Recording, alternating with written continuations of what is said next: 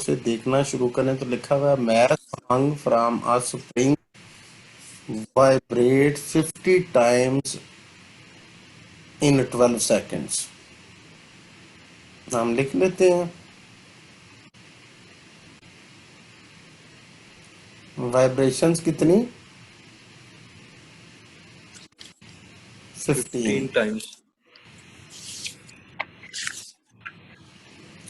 Time t is equal to 12 seconds. Calculate frequency and time period. ठीक है जी, frequency calculator आपके पास होना चाहिए, फ्रीक्वेंसी टाइम पीरियड। फ्रीक्वेंसी जो होती है ना, इसका तो सिंपल फार्मूला है वाइब्रेशन जितनी भी हो divided by time. Just we write vibration 15 divided by 12 seconds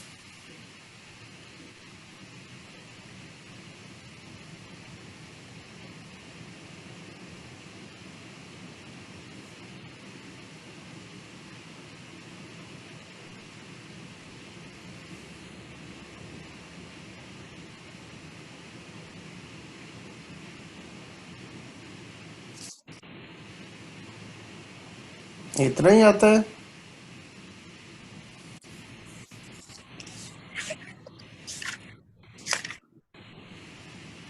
Yes, sir. Ji, time period भी कैलकुलेट करना है, that is the reciprocal of frequency 1/1.25 और इसके साथ यूनिट पर सेकंड लिखनी है, जरूर हर्ट्स नहीं लिखनी। तो ऐसी सिचुएशन के अंदर पॉइंट ऊपर अगेंसल तो ऊपर 100, 25 फोर्स आर और 25 फाइव्स आर, तो अल्टीमेटली 0.8 और second is the time period. Yes, sir. ठीक है. कैलकुलेटर रेडी रखिएगा सम टाइम ना। दूसरा है spring require a force of 100 newton. जी फोर्स है जी 100 newton to compress it to a displacement of 4 centimetre. X is equal to 4 centimetre. और अगर आप इसको डिवाइडेड बाय 100 कर दें तो unit will be converted into metres. तो फाइनल हमारा एक्स का आंसर क्या आ गया 0.04 मीटर्स। कैलकुलेट स्प्रिंग कांस्टेंट के। तो हमारे पास जो के एक्स फार्मूला पड़ा था वो किसके इक्वल था, that is equal to F is equal to K x पढ़ा है ना पहले। Yes, sir. तो K is equal to F over x भी हो गया और एफ 100 न्यूटन भी हो गया और एक्स जो है वो 0.04 भी हो गया। तो पॉइंट कैंसिल करोगे तो ऊपर 100 आ जाएगा और फिर 4 से कैंसिल करो तो 25 भी आ जाएगा। तो इट मीन्स ये आंसर आ जाएगा 2500। आंसर क्या आ गया 2500 न्यूटन पर मीटर।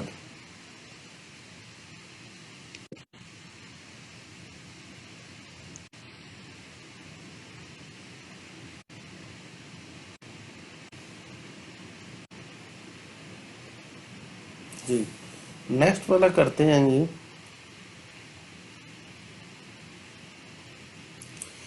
नेक्स्ट वाले में हमारे सर ने उसने दिया है अ सेकंड पेंडुलम। अच्छा ये वर्ड जो सेकंड पेंडुलम है ना, ये वैसे ही पता होता है कि ऐसा पेंडुलम जिसका टाइम पीरियड 2 सेकंड हो, यानी अपनी वन वाइब्रेशन 2 सेकंड में कंप्लीट करे तो उसको बेटा सेकंड पेंडुलम कहते हैं। और सेकंड पेंडुलम ठीक. की टाइम पीरियड उसने 2 सेकंड ऐसे ही दिया है, वैसे ही पता चल जाता है 2 second. How long must a second pendulum be on Earth and Moon?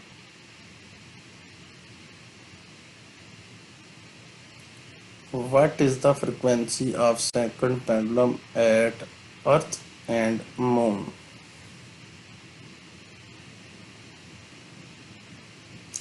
9.81.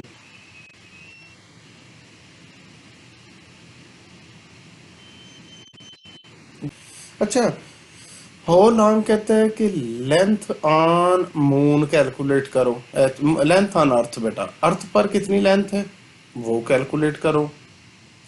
फिर कहता है लेंथ ऑन मून कैलकुलेट करो कि चांद पर कितनी लेंथ होगी। फिर कहता है कि what is the frequency at earth and moon, frequency at अर्थ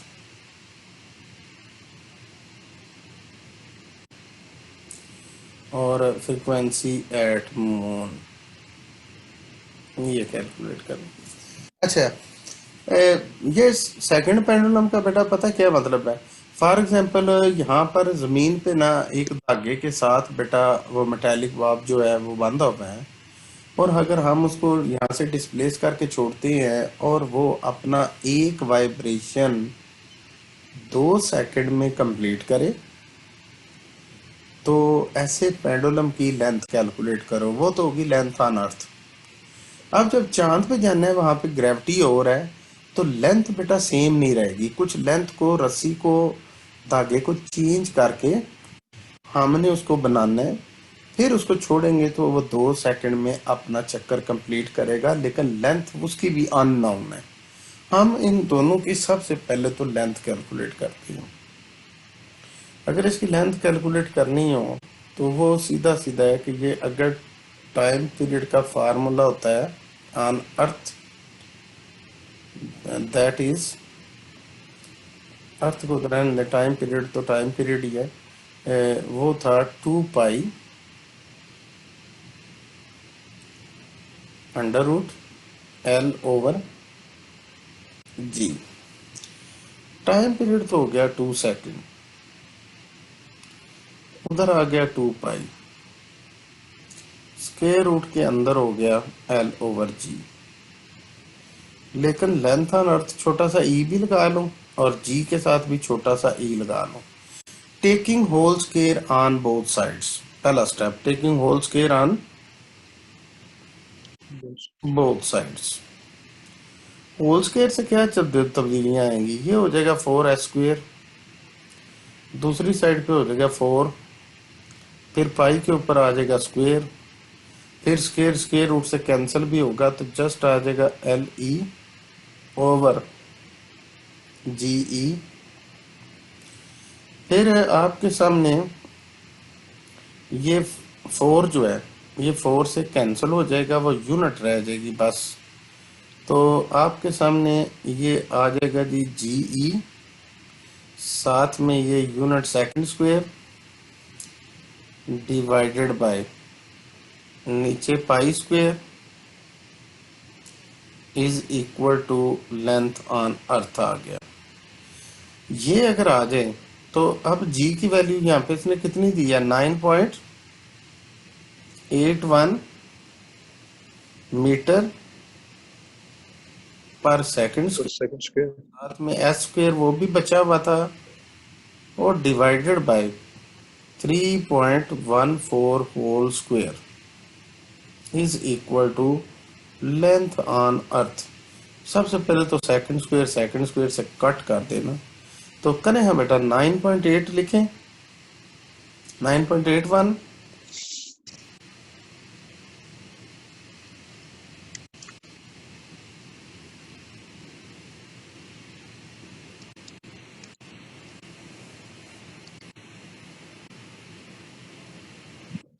0.995. अच्छा जी, तो क्या आंसर आया था आपका जी? 0.99. 0.99। 99. 9 95 95 और इसकी यूनिट जस्ट रहेगी मीटर। ये तो हो गया जी। अब अगर आपने मून पे निकालनी है तो फार्मूला तो जस्ट आप ये वाला इस्तेमाल करेंगे जिसको टिक की हुई है ना, ऊपर से सारा यस सर। वैसे ही लाना है आपने, बिल्कुल ऐसे ही एल एम हो जाएगा। और ये फार्मूला क्या हो जाएगा, जी एम और साथ में एस स्क्वेयर यूनिट का और डिवाइडेड में पाई पाई स्क्वेयर है, that's all. Length on moon is equal to value of g on moon 1.62 metre per square second multiply by second divided by 3.14 whole square. आपका ये S square जो है S square से cancel. अब फिर इसको divide करके देख लें क्या आंसर आता है। 0.16 मीटर इज द लेंथ। यानी हम कभी जिंदगी में चांद पे गए तो नहीं, लेकिन मैं हम डेफिनेटली बता सकते हैं कि अगर हम 0.16 मीटर की रस्सी लेकर उसके साथ बारीक सा पेंडुलम बांध के उसको छोड़ेंगे ना, तो एक बंदा चांद से हमें कॉल करता है कि बताओ कितनी देर में एक चक्कर कंप्लीट कर रहा है, तो हम कहेंगे 2 second.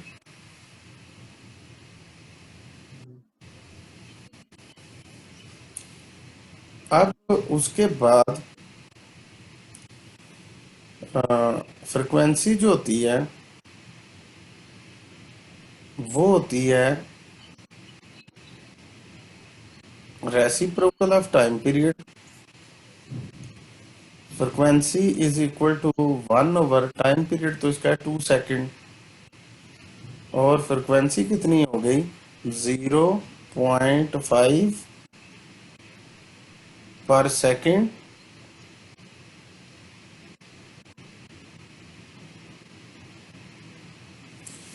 as the as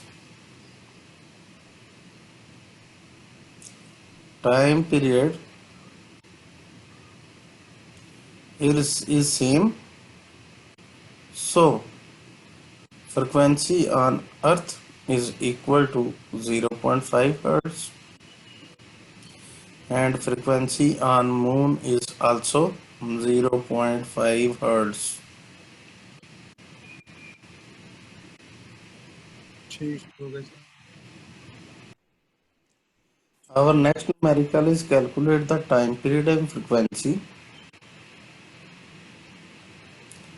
time period T से कैलकुलेट करें, फ्रीक्वेंसी कैलकुलेट करें। if it completes 250 cycles in 5 seconds.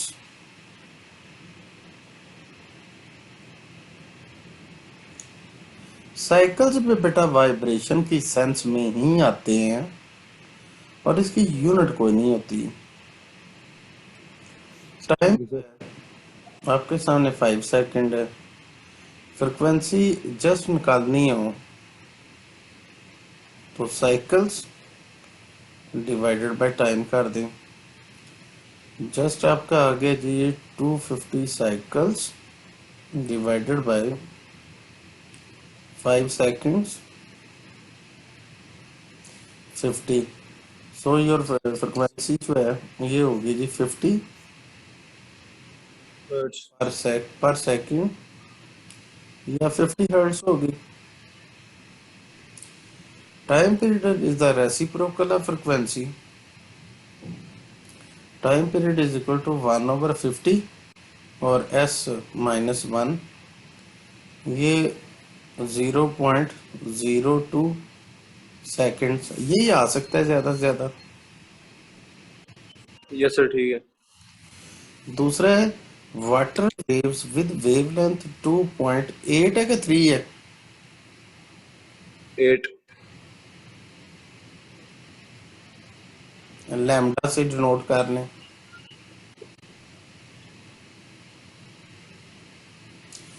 produces in a ripple tank travel with a speed of 380 meter per second।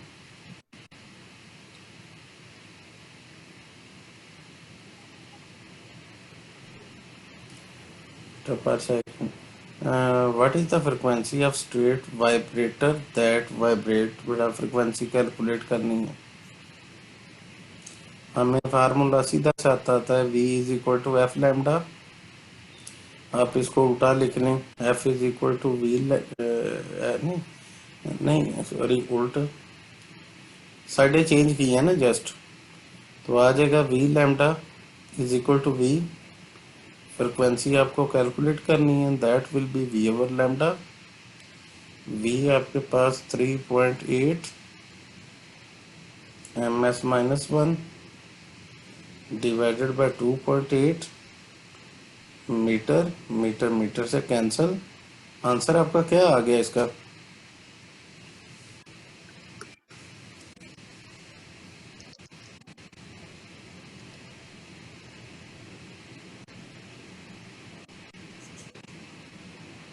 One point four.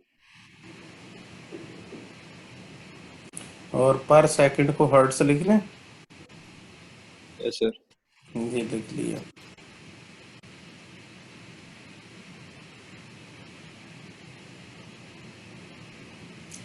Next हमारे पास है the distance between the two successive. थोड़ा numerical की खूबसूरती के लिए एक और काम करते हैं। ये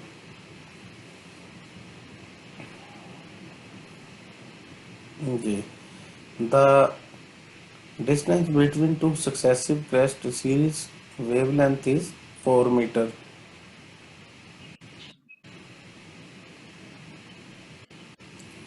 and the crest travel 9 meter in 4.5 seconds. Distance S से 9 मीटर और टाइम कितना? 4 second. What is the frequency of the vibrator?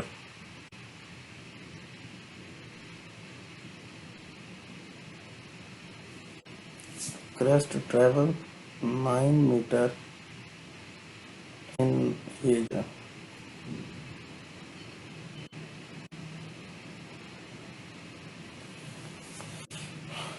Time कितना? 4.5 है यस सर।